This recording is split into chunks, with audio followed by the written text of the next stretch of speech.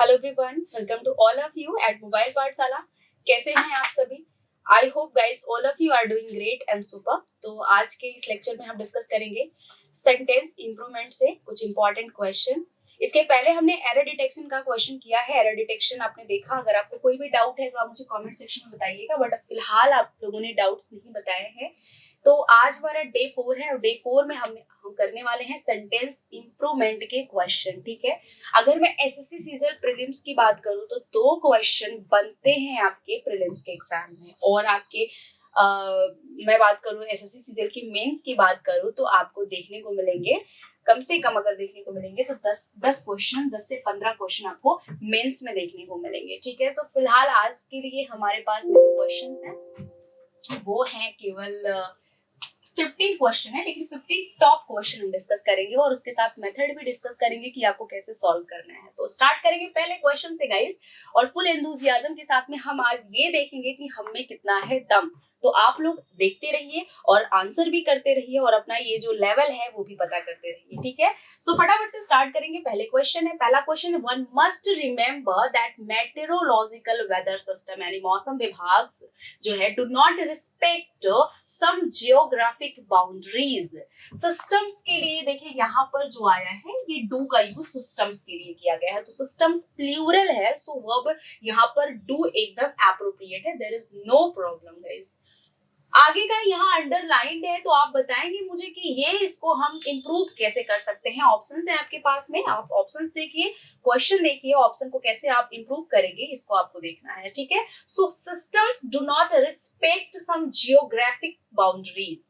Do not, ये जरा ध्यान में रख के करिएगा। ठीक है, देखिए do not do not do not, यहाँ भी देखिए सम का यूज किया गया है, किससे? जियोग्राफिकल बाउंड्रीज से किया गया है। ठीक है, तो आप देखिए मैंने यहाँ भी यूज हुआ है, सेवरल, एनी का यूज किया गया है, और लास्ट ऑप्शन है do not, no correction required. तो ये तो बिल्कुल नहीं होगा, there is some error, we have to improve it guys. लेकिन क्या एरर है ये देखना है। ठीक है, जियोग्राफिक बाउंड्रीज, यहाँ जियोग्राफिक जो है ये आपका एडजेक्टिव है और बाउंड्रीज जो है आपका नाउन है। ठीक है, तो आप देखेंगे कि सम जियोग्राफिक बाउंड्रीज, आपको बता दे जब भी सेंटेंस हमारा नेगेटिव होता है तो नेगेटिव में हम कभी भी एडजेक्टिव सम का यूज नहीं करते हैं, कभी भी सम का यूज नहीं करते हैं। ठीक है, ये सम क्या है? आपका एडजेक्टिव है, और ये जियोग्राफिकल बाउंड्रीज आपके ये टोटल क्या बन जाते हैं? आपके वो बन जाता है, आपका नाउन बन जाता है। ठीक है, ये मैंने ध्यान में नहीं रखा था अभी तक। तो do not respect some geographic boundaries. ठीक है, तो सम आपका कब यूज आप करते हैं?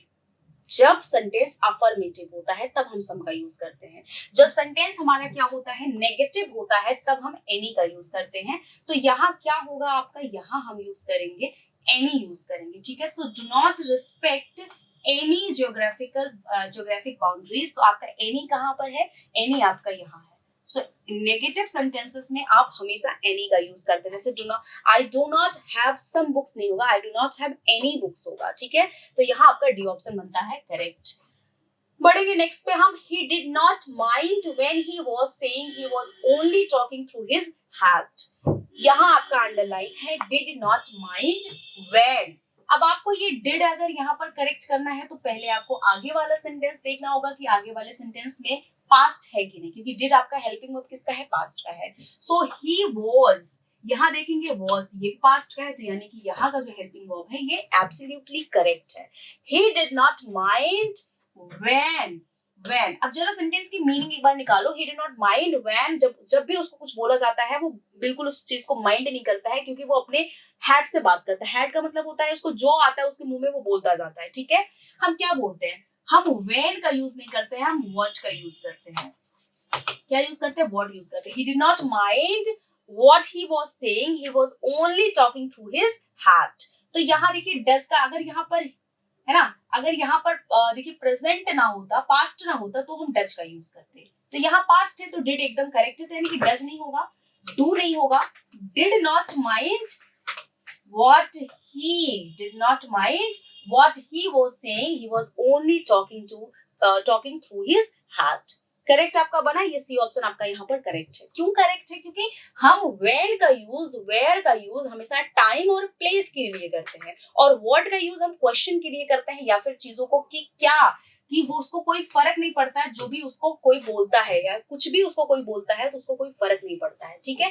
तो यहाँ पर क्या हम यूज करेंगे और क्या के लिए हम व्हाट का यूज करेंगे एज अ कंजंक्शन, यहाँ व्हेन आपका क्या है गलत है। बढ़ेंगे नेक्स्ट क्वेश्चन की तरफ। The government decide that regular biscuit is an essential good goods and it is not taxed while cream biscuit is luxury good and that is taxed at the high rate, ठीक है। तो यहाँ आप देखेंगे क्या होना चाहिए था, ये आपका अंडरलाइन है, ठीक है, ये अंडरलाइन है, आपको बताना है कि इसको हम कैसे इंप्रूव करेंगे। सो गवर्नमेंट ने डिसाइड किया है, गवर्नमेंट डिसाइड्स करता है कि रेगुलर बिस्किट्स, यानी कि जो रेगुलर बिस्किट्स हैं, जैसे रेगुलर बिस्किट्स में हम बहुत सारे बिस्किट्स खाते हैं जो कि जैसे कि पार्ले हो गया हमारा फेवरेट बिस्किट है, तो that regular biscuit is not essential good, हमारा क्या इज एन एसेंशियल गुड, यानी कि बहुत ही अति आवश्यक गुड है जिसको हम रोजाना खाते हैं, and it is not taxed, यानी इस पर टैक्स नहीं लगना चाहिए। व्हाइल क्रीम बिस्किट्स, यानी जो क्रीम बिस्किट्स हैं वो बहुत ही लग्जरी उनको आइटम माना जाता है, तो उन पर हमें हाई रेट टैक्स लगाना चाहिए, सबसे ज्यादा हमें उस पर टैक्स लगाना चाहिए, और सबसे ज्यादा टैक्स लगाना चाहिए। तो ये हमारा जो सेंटेंस बनता है इसके लिए एडजेक्टिव क्या यूज होगा, सुपरलेटिव एडजेक्टिव यूज होगा। तो ये तो हमारा हाई जो एडजेक्टिव है यहाँ पर, ये क्या है, ये पॉजिटिव एडजेक्टिव है। तो फटाफट से देखेंगे ऑप्शन से एलिमिनेट हमें क्या करना है। Is taxed in the high, बिल्कुल नहीं होगा, क्योंकि हम सबसे ज्यादा टैक्स लगाने की बात कर रहे हैं किस पे, लग्जरी आइटम जो बिस्किट है उस पर, ठीक है। तो यानी ए ऑप्शन नहीं होगा यहाँ पर। Is tax at the highest, बिल्कुल आपका क्या होगा, is tax at the highest आपका यहाँ पर, ठीक है। क्योंकि ये होगा हमारा इस वजह से, क्योंकि हम टैक्स क्यों नहीं करेंगे कि बात प्रेजेंट की हो रही है, तो इसलिए हम टैक्स नहीं करेंगे। टैक्स यहाँ पर पास्ट की बात, पास्ट के लिए यूज होगा। सो बी ऑप्शन यहाँ पर आपका करेक्ट होगा, is tax at the highest, ठीक है, is tax at the highest rate, क्योंकि हम सुपरलेटिव की बात कर रहे हैं, ठीक है। सो यहाँ पर हाई रेट गलत हो जाता है कि हम टैक्स को सबसे ज्यादा बढ़ाने की बात कर रहे हैं, तो हाईएस्ट रेट आपका करेक्ट हो जाएगा। बढ़ेंगे नेक्स्ट क्वेश्चन की तरफ। यू रिमेम्बर समास फोन नंबर डिडंट यू, अब आपको यहाँ पर ये जो है इसको मैं यहाँ पर अंडरलाइन कर देती हूँ, आपको ये इंप्रूव करना है, ठीक है। डिडंट यू, आपको इंप्रूव करना है कि डिडंट यू वहां करेक्ट है या नहीं करेक्ट है, और क्या आप उसको इंप्रूव करके क्या यूज कर सकते हैं। देखो ये सब आपका क्वेश्चन टैग का क्वेश्चन है। क्वेश्चन टैग के क्वेश्चंस में हमें क्या देखना होता है, जब भी हम क्वेश्चन टैग का क्वेश्चन सॉल्व करते हैं तो सबसे पहले हमने सब्जेक्ट को देखते हैं ध्यान से, और फिर हम क्या देखते हैं, टेंस को ध्यान से देखते हैं, ठीक है। और लास्ट में हमें करना क्या होता है, टेंस का ही वर्ब और सब्जेक्ट हमें वहां पर यूज करना होता है, ठीक है। तो अगर हम टेंस के हिसाब से वर्ब देखेंगे, अगर वर्ब नहीं दिया है तो वर्ब को आइडेंटिफाई कर लेंगे कि वर्ब है क्या, और हमें क्या करना होता है क्वेश्चन टैग में कि वर्ब लिखनी होती है, उसके बाद हमें अपना सब्जेक्ट लिखना होता है, ठीक है। और क्या ध्यान में देना होता है कि अगर सेंटेंस हमारा पॉजिटिव है, अगर सेंटेंस पॉजिटिव है तो हमारा क्वेश्चन टैग कैसा जाएगा, नेगेटिव जाएगा, ठीक है। क्वेश्चन टैग कैसा जाएगा, नेगेटिव जाएगा, बस इतना ध्यान देना है। क्वेश्चन है यू रिमेम्बर समास फोन नंबर डिडंट यू, अब ये डिडंट यू वहां करेक्ट है क्या नहीं करेक्ट है हम देखेंगे यहाँ से। यू रिमेम्बर, अगर रिमेम्बर्ड होता तो बात पास्ट की हो जाती, ये यहाँ पर रिमेम्बर है, तो यानी कि ये क्या है, फर्स्ट फॉर्म है वर्ब की, जो कि हम प्रेजेंट में यूज करते हैं, ठीक है। अगर ये यहाँ रिमेम्बर्स होता तो यहाँ ही होता, क्योंकि सिंगुलर के साथ में हम अपनी सब्जेक्ट को क्या रखते हैं, सिंगुलर के साथ अपने सब्जेक्ट को हम सिंगुलर रखते हैं, ठीक है।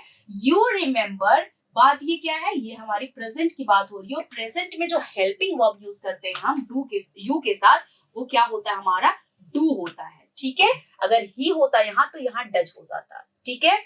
सो यू डू रिमेम्बर बोल सकते हो, या यू रिमेम्बर समास फोन नंबर डिडंट यू, तो यानी ये बात प्रेजेंट की है, सेंटेंस हमारा टेंस हमारा प्रेजेंट का है, तो यहाँ डिडंट यू ना होकर के क्या हो जाएगा, डू यू हो जाएगा। अच्छा डू यू क्यों होगा, डू यू बिल्कुल नहीं होगा, क्योंकि सेंटेंस हमारा क्या है, सेंटेंस तो हमारा पॉजिटिव है, यानी क्वेश्चन टैग कैसा जाएगा, क्वेश्चन टैग नेगेटिव जाएगा। क्लियर इतनी बात।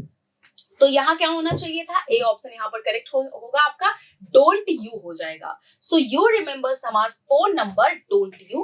क्लियर है इतनी बात। चलिए, डजंट यू नहीं है क्योंकि यू हमारा क्या है, प्लूरल है, और डू यू हमारा बन जाता है positive question tag. Positive question tag हम यहाँ पर यूज नहीं करेंगे क्योंकि सेंटेंस ऑलरेडी पॉजिटिव है, तो क्वेश्चन टैग को नेगेटिव ले जाना है। बढ़ेंगे फिफ्थ क्वेश्चन की तरफ। अ की theme in virtue ethics is the recognition of moral complexity. Moral complexity, ठीक है। अ की theme in virtue is the recognition. अब यहाँ मैं इसको अंडरलाइन कर रही हूँ, आपको बताना है कि हम इसे कैसे इसे हम सॉल्व कर सकते हैं। बताइए क्या इंप्रूव करना है मुझे। अंडरलाइन मैंने कर दिया है, अब आपको इंप्रूव करना है इस सेंटेंस को, पार्टिकुलर जो मैंने अंडरलाइन सेंटेंस किया है।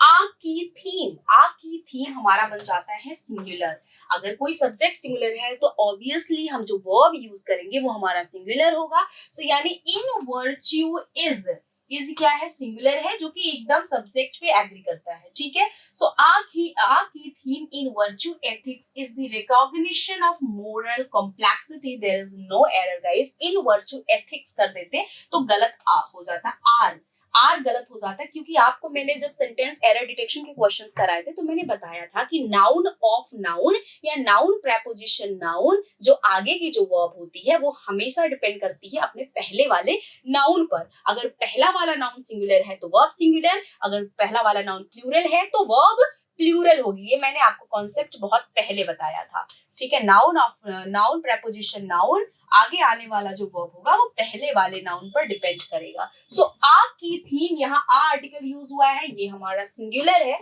तो वर्ब भी हमारी क्या हो जाएगी, सिंगुलर हो जाएगी, यानी there is no improvement required. So our key theme in virtue ethics is the recognition of moral complexity is absolutely correct sentence. Clear है? Fifth question देखेंगे, the central would reconsider its draft and limit its scope to just providing relief to women instead of creating a new regulative। ठीक है, ये हमारा जो यहाँ पर आप देख रहे हैं ब्रैकेट में जो हमारा पार्टिकुलर स्टेटमेंट है, आपको इसको करेक्ट करना है। Instead of creating a new regulative, ठीक है, आ न्यू रेगुलेटिव। देखो आ के बाद या कोई भी आर्टिकल आ जाए, आ एन आ जाए, दा आ जाए, दा हमारा क्या है, इंडेफिनिट आर्टिकल है, एंड और हमारा इंडेफिनिट आर्टिकल है, इनके बाद नाउन आता है, ये नाउन के लिए यूज किए जाते हैं।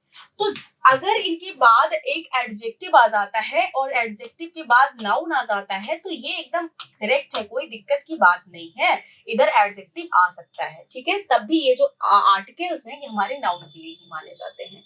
Instead of creating a new, आ हमारा क्या है, हमारा आ जो है ये हमारा आर्टिकल है, न्यू एडजेक्टिव है, और एडजेक्टिव के तुरंत बाद हमें कोई क्या चाहिए होता है, नाउन चाहिए होता है, जिसको वो एडजेक्टिव क्वालिफाई कर सके, ठीक है। अगर ये आपका, अब ये रेगुलेटिव क्या है, रेगुलेटिव आपका नाउन नहीं है, तो अगर मुझे इसे नाउन बनाना होगा तो हम इसमें क्या यूज करेंगे, आई ओ एन ऐड कर देंगे। जिस भी वर्ड के लास्ट में आई ओ एन होता है वो हमारा नाउन होता है। So instead of creating a new regulatory, ये भी नहीं है करेक्ट।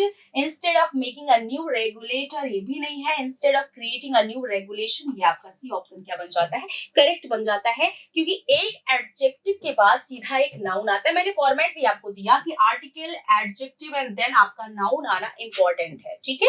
सो ये रेगुलेटिव को हमें अगर नाउन बनाना है तो क्या कर देंगे, हम इसमें आई ओ एन ऐड कर देंगे और ये आपका क्या बन जाएगा, नाउन बन जाएगा, instead of creating a new regulation. आपका करेक्ट सेंटेंस है। यहाँ पर बढ़ेंगे नेक्स्ट पे हम, without any exaggeration the provision will ensure that legislators keep a voice, आपको ये करेक्ट करना है, in finalising the terms and conditions of the agreement. So without any exaggeration, बिना किसी दबाव के प्रोविजन को इंश्योर करना चाहिए, मतलब विधानमंडल को ये मानना चाहिए, अपनी आवाज को रखनी चाहिए, in finalising the terms and condition of the agreement, उस एग्रीमेंट के टर्म्स और कंडीशन को फाइनलाइज करने के लिए, ठीक है।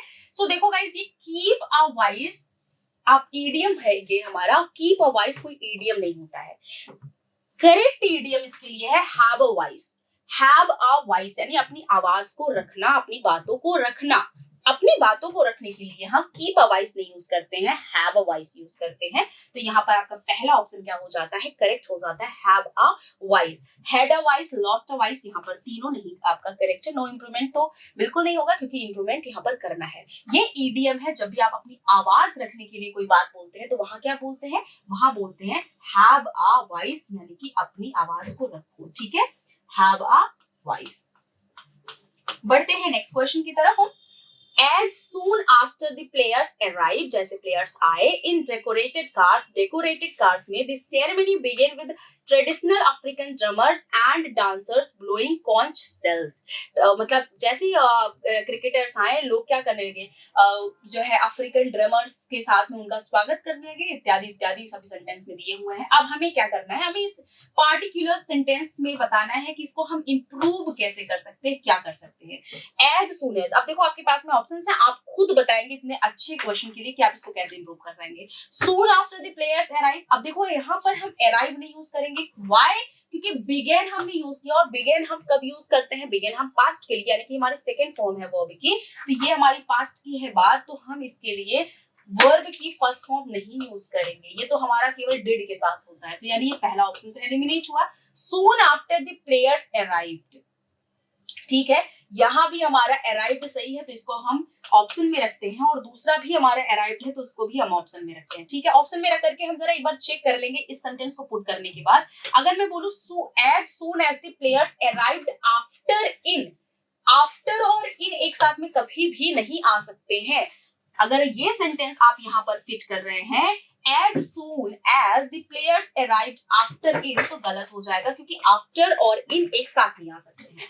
हम थर्ड वाला सेंटेंस रख के देखेंगे, soon after the players arrived, arrived के बाद इन आ रहा है, तो ये आपका एक एब्सोल्यूट करेक्ट सेंटेंस है और ये आपका सच एक करेक्ट मीनिंग दे रहा है। तो soon after the players arrived आपका करेक्ट ऑप्शन होगा, ठीक है। यहाँ पर आप इस तरीके से इसको इंप्रूव करेंगे। बढ़ेंगे 9th क्वेश्चन की तरफ। I need not after any explanation my behaviour of my behaviour, ठीक है, इट इज स्पीकिंग इटसेल्फ।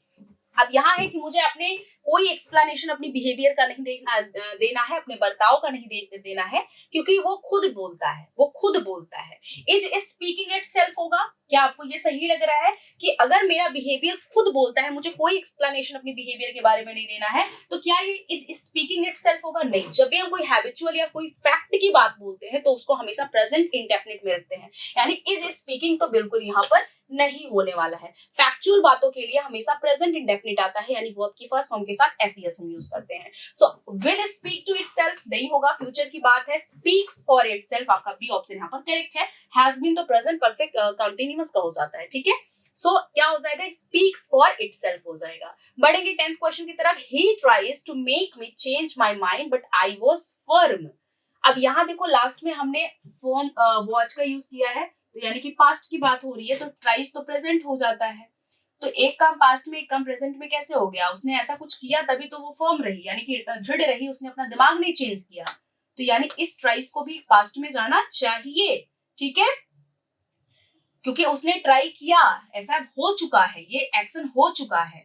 तो अगर ये एक्शन हो चुका है तो इसको भी पास्ट में जाना चाहिए। तो यानी यहाँ पर क्या हो जाएगा, ट्राइड हो जाएगा। ट्राई नहीं होगा, ट्राई का मतलब होगा ऐसा वो करेगा, ऐसा वो करेगा। तो अभी तो उसने कर दिया है, तो यानी कि ये क्या हो जाएगा, बी, यहाँ पर ए ऑप्शन आपका करेक्ट हो जाएगा, ठीक है। बढ़ेंगे 11th क्वेश्चन की तरफ। डाइट कॉन्शियस पीपल, यानी कि जो लोग डाइट के लिए कॉन्शियस होते हैं, सचेत होते हैं, wouldn't be liked to have ice cream after dinner. उनको मतलब आइसक्रीम नहीं खाना पसंद होता है, कब डिनर के बाद आइसक्रीम बिल्कुल पसंद नहीं करते हैं जो डाइट कॉन्शियस होते हैं। फिलहाल हम लोग तो है नहीं, तो हम लोग तो केवल क्वेश्चन को सॉल्व करने में अपना ध्यान रखेंगे। आइसक्रीम का नाम आ गया तो मुंह में पानी आ रहा है, आई कैन गेस, ठीक है। So wouldn't be liked to improve करना है ये पार्टिकुलर सेंटेंस को, फटाफट से बताएंगे आंसर क्या होगा। वुडंट बी लाइक, अब देखो डाइट कॉन्शियस पीपल नहीं पसंद करते हैं। थोड़ा सा वुड की तारीफ कर दूं, वुड क्या होता है, मॉडल वर्ब होता है, और मॉडल वर्ब की खास बात ये होती है कि इनके साथ में जो वर्ब आती है वो हमेशा फर्स्ट फॉर्म में आती है। सो मॉडल वर्ब के साथ में जो वर्ब आती है वो फर्स्ट फॉर्म में आती है। इसके साथ थर्ड फॉर्म हम कब यूज कर सकते हैं, modal plus be plus verb की थर्ड फॉर्म। हाँ, एक चीज और है कि बी यानी कि modal plus be plus verb की फर्स्ट फॉर्म के साथ आईएनजी भी यूज होता है, बट जनरली क्या यूज करते हैं, अगर केवल मॉडल वर्ब है यानी कि कैन है, कुड है, मे है, माइट है, उड है, विल है, शैल है, तो वर्ब की उसके बाद हम फर्स्ट फॉर्म यूज करते हैं। ठीक है, ये बात तो हो गई हमारी यहाँ पर। अब ये देखो जरा सेंटेंस का वॉइस एक बार चेक कर लो। मैंने एरर डिटेक्शन के क्वेश्चन में बताया था आपको कि एक बार वॉइस जरूर चेक कर लीजिएगा सेंटेंस का, नहीं तो वॉइस के भी क्वेश्चन जब ऐसे पूछ लिए जाते हैं तो वॉइस ना चेक करने की वजह से बहुत सारे क्वेश्चन हमारे वहां गलत हो जाते हैं। ठीक है, सो वुडंट बी लाइक, अब हम क्या इस तरह से लिख सकते हैं, वुडंट। अब आप लोग मुझे मीनिंग बताएंगे, ठीक है, हाँ आप मुझे मीनिंग ये बताएंगे। अगर मैं बोल रही हूँ, अगर मैं कह रही हूँ कि, अगर मैं बोल रही हूँ wouldn't like to, और अगर मैं बोल रही हूँ would not be liked to, कौन सा करेक्ट होगा गाइस, बताएंगे आप सभी कौन सा करेक्ट होगा। ये हमारा जो पार्टिकुलर ये पहला वाला है, ये हमारा एक्टिव है, यानी कि जब हमारा सब्जेक्ट वहां डूअर है, करता है, काम कर रहा है, एक्शन कर रहा है, तो हम एक्टिव ये वाला यूज करेंगे। और जब सब्जेक्ट पे एक्शन का प्रभाव पड़ रहा है, एक्शन को रिसीव कर रहा है हमारा सब्जेक्ट, तो हम ये वाला सेंटेंस यूज करेंगे। ठीक है, ये हमारी पैसिव है, ये पैसिव है।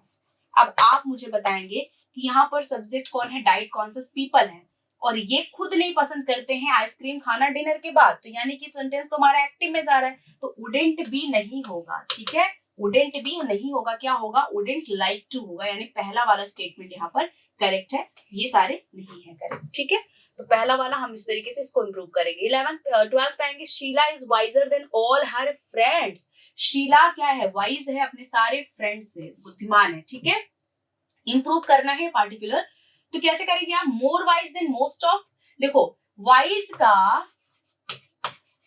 का वाइजर भी बनता है, कंपैरेटिव बन सकता है, वाइजेस्ट भी होता है, वाइजर भी होता है, वाइज भी होता है, तो यानी कि इसकी पॉजिटिव, सुपरलेटिव और कंपैरेटिव तीनों डिग्रियां बनती है। तो मोर वाइज कहने का कोई अर्थ ही नहीं है, मोर वाइज भी नहीं कर सकते हो, more wiser than that most of. भाई आप मोर का भी यूज कर रहे हैं, आप वाइजर भी यूज कर रहे हैं, दो कंपैरेटिव डिग्री एक साथ में बिल्कुल भी नहीं आ सकती। इसके लिए यहाँ पर क्या है चाहिए, नो इम्प्रूवमेंट चाहिए, there is need no improvement. ठीक है, चलो, I have not get my check cashed on that day as it was bank holiday.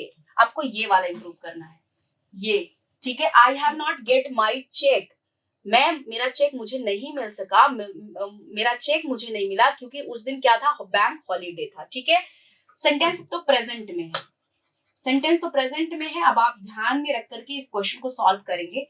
Can क्या है, प्रेजेंट में है, विल क्या है, प्रेजेंट में है, और कुड क्या है, पास्ट में जा रहा है। ठीक है, आपको क्या बताना है, हाँ एक चीज जरा ध्यान रखिए, देखिए पूरा क्वेश्चन आप पढ़ेंगे तो अभी समझ पाएंगे। ठीक है, ये देखिए उस दिन क्या था, उस दिन बैंक हॉलीडे था, तो ये तो पास्ट में जा रहा है। अगर ये पास्ट में जा रहा है तो यानी आगे वाला सेंटेंस जिसमें एक्शन हुआ वो भी तो पास्ट में होना चाहिए, तो यहाँ तो हैव नहीं होगा क्योंकि ये प्रेजेंट में है। तो यहाँ क्या होना चाहिए, कौन सा वर्ड बता रहा है, पास्ट का, तो सी बता रहा है पास्ट के बारे में, कुड नॉट गेट, तो यहाँ क्या हो जाएगा, कुड नॉट गेट। ठीक है, कुड नॉट गेट। बढ़ेंगे आगे हम। Power to expression has the ability to overcome naturalise change or strengthen the transient impression formed on others by one's initial facial appearance. ये जो आपका यहाँ पर देख रहे हैं ब्रैकेट में, फटाफट से इसको आप करेंगे, इंप्रूव करेंगे। So power to expression, freedom of speech सुना है, freedom of speech, freedom of speech होता है वैसे जैसे पावर ऑफ एक्सप्रेशन होता है, तो पावर टू एक्सप्रेशन नहीं होता है, पावर ऑफ एक्सप्रेशन होता है। तो यहाँ पर आपका सी ऑप्शन क्या बन जाएगा, करेक्ट बन जाएगा, पावर ऑफ एक्सप्रेशन। ठीक है, 15 क्वेश्चन पे आएंगे। It is been as a prestigious battle for the PM and a litmus test for the president of the opposition party।